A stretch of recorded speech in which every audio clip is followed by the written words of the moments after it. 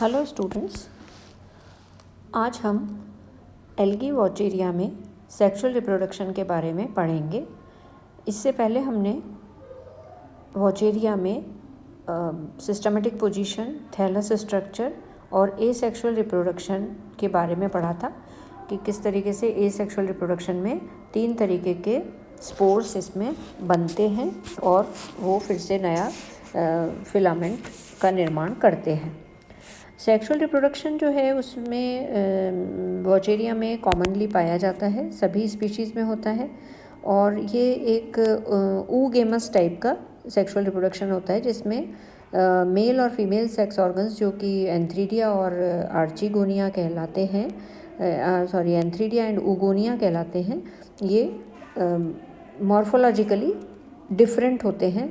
देखने में और फिजियोलॉजी में बिल्कुल एक दूसरे से अलग होते हैं, इसलिए इसमें ये oogamous टाइप का सेक्सुअल रिप्रोडक्शन पाया जाता है। ये जो डेवलपमेंट है इनका, ये कई बार स्पीशीज़ होती हैं, जैसे ज़्यादातर स्पीशीज़ जो हैं वो होमोथैलिक स्पीशीज़ हैं या मोनोशियस स्पीशीज़ हैं, जिसमें एंथ्रीडिया और oogonia जो है वो एक ही फिलामेंट में डेवलप हो जाते हैं, एक ही उसमें फिलामेंट में पाए जाते हैं। लेकिन कुछ स्पीशीज़ जो हैं वो जैसे वॉचेरिया डाइकोटोमा है या वॉचेरिया लिटोरिया है, ये स्पीशीज़ जो हैं वो हिट्रोथैलिक स्पीशीज़ हैं या डायोशियस स्पीशीज़ हैं, जिसमें ये मेल और फीमेल रिप्रोडक्टिव ऑर्गन्स जो एंथ्रीडिया और oogonia हैं ये अलग अलग फिलामेंट पे डेवलप होते हैं, अलग अलग स्पीशीज़ में फिलामेंट में थैलस में पाए जाते हैं। तो ये ज़्यादातर जो ये सेक्स ऑर्गन्स हैं ये जो फिलामेंट्स जैसे डैम्प सॉइल और शांत पानी में पाए जाते हैं उनमें डेवलप होते हैं, और जो थैलस जो स्पीशीज़ हैं वॉचेरिया की जो कि फ्लोइंग वाटर में पाई जाती हैं, बहते हुए पानी में मिलती हैं, उनमें इनका डेवलपमेंट नहीं होता है या ये नहीं पाए जाते हैं। जो होमोथैलिक स्पीशीज़ होती हैं, जो मोनोशियस स्पीशीज़ हैं जिसमें सेक्स ऑर्गन्स एक ही थैलस में डेवलप होते हैं, ये स्पीशीज़ इन स्पीशीज़ में एंथ्रीडिया और oogonia जो है वो एक दूसरे के बिल्कुल पास में डेवलप होते हैं। एक जो इनकी कॉमन जो लेटरल ब्रांचेस हैं उसमें ये बिल्कुल पास में होते हैं, या ये भी हो सकता है कि 2 लेटरल ब्रांचेस पास में आ जाएं और फिर उनमें ये डेवलप हों। ये जो ऑर्गन्स हैं यहाँ आप इसमें डायग्राम में देख सकते हैं, ये एक ही ब्रांच पे, एक ही लेटरल ब्रांच पे पास में डेवलप हो रहे हैं, एंथ्रीडियम और oogonia। तो ये स्टॉक्ड स्ट्रक्चर होते हैं, मतलब इसमें छोटा सा एक स्टॉक भी पाया जाता है और कभी कभी ये सेसाइल स्ट्रक्चर भी होते हैं। सेसाइल मतलब जिनमें स्टॉक नहीं पाया जाता, जो जिसमें इनका बेस नहीं पाया जाता। कुछ स्पीशीज़ जो हैं वो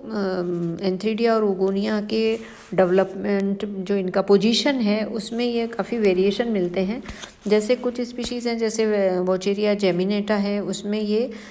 एक बीच में सेंट्रल जो है स्टॉक्ड एंथ्रीडियम है वो चारों तरफ से 3-4 oogonia से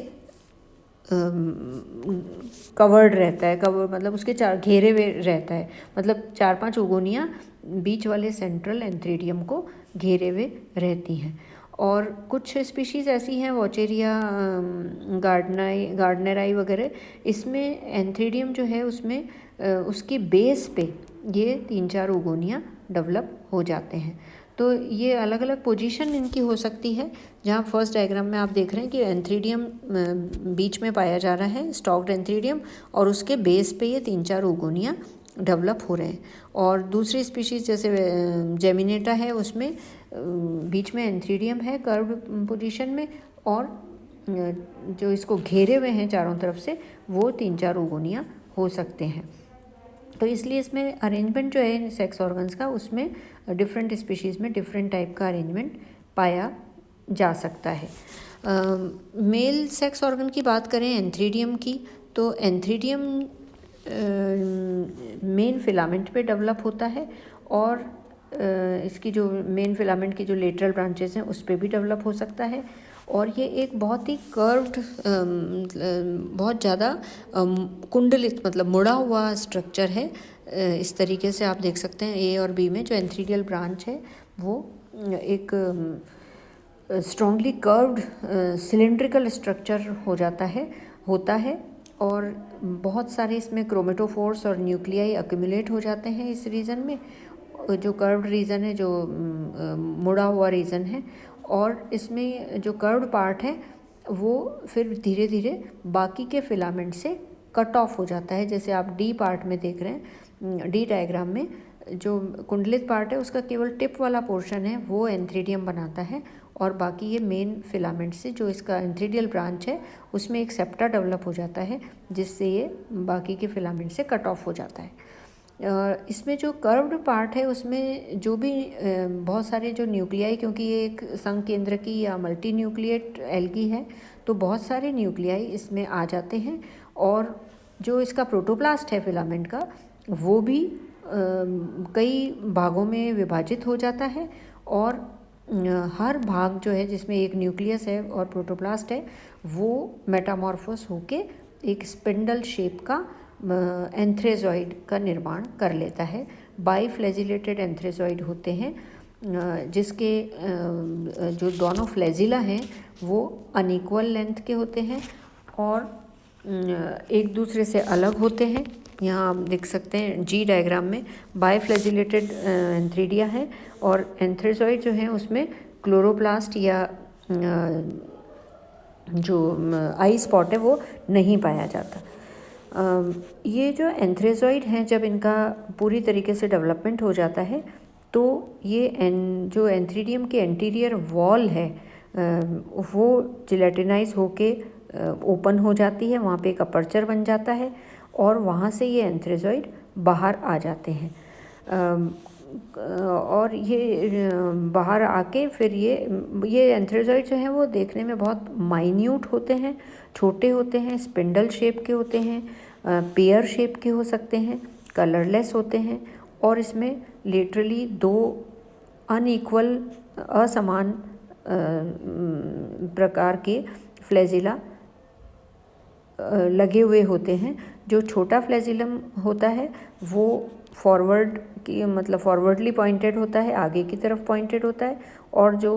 लंबा बड़ा फ्लैजिलम है वो बैकवर्डली पॉइंटेड होता है। तो इस तरीके से इनका लिबरेशन हो जाता है और फिर ये लिबरेशन होके ओगोनियम तक पहुंचते हैं। तो this is about structure of antheridium and ये इस तरीके से एंथ्रीडियम खाली हो जाता है और उसमें से एंथ्रेजॉइड्स निकल जाते हैं। तो एंथ्रीडियम का डेवलपमेंट, स्ट्रक्चर और एंथ्रेजॉइड का बनना और उनके लिबरेशन के बारे में हमने आज पढ़ा। अब हम अपने नेक्स्ट वीडियो में ओगोनियम या फीमेल रिप्रोडक्टिव ऑर्गन के बारे में पढ़ेंगे।